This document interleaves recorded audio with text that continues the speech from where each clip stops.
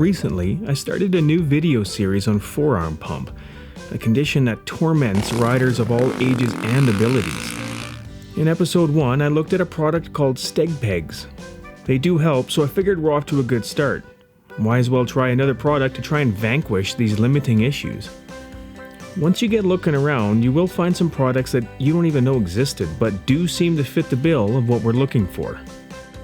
Which is what I have here today. I have a product that claims to help with nerve compression and elbow pain. Now, full disclosure, I do have an older model. There are some newer ones available, but they're all going to work on the same principle.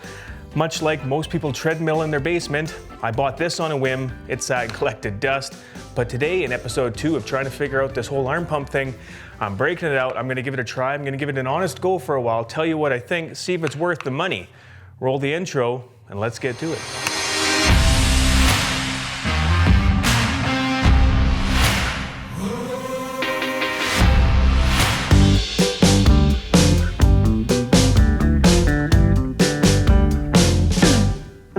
Developed by a massage therapist named Terry Cross, it's been on the market for over 20 years.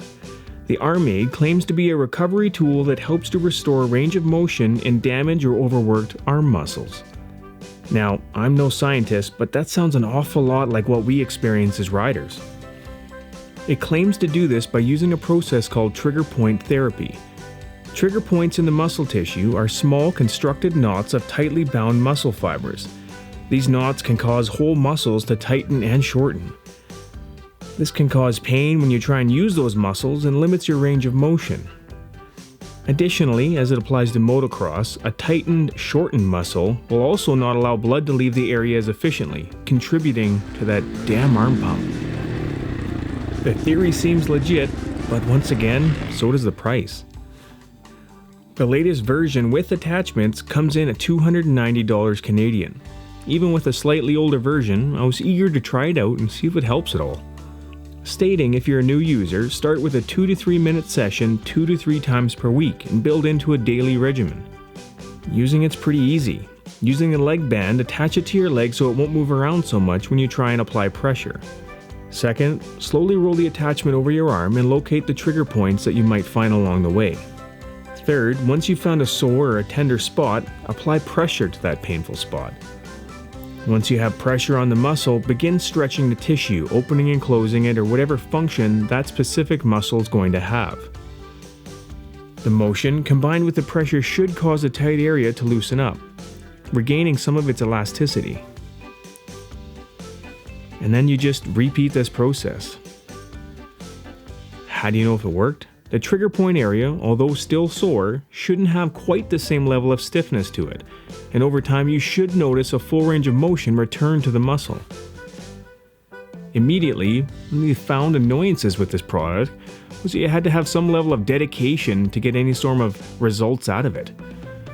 Using it multiple times a day for longer and longer periods doesn't really seem like the kind of fix I was looking for. And if that wasn't enough, it didn't take long for the base of it to break, making the stability of it a little less user-friendly. Hopefully, the latest and greatest versions improved on this. Now, I tried the product for weeks. I tried it before riding, I tried it mid-ride, even tried it after riding. Repeatedly.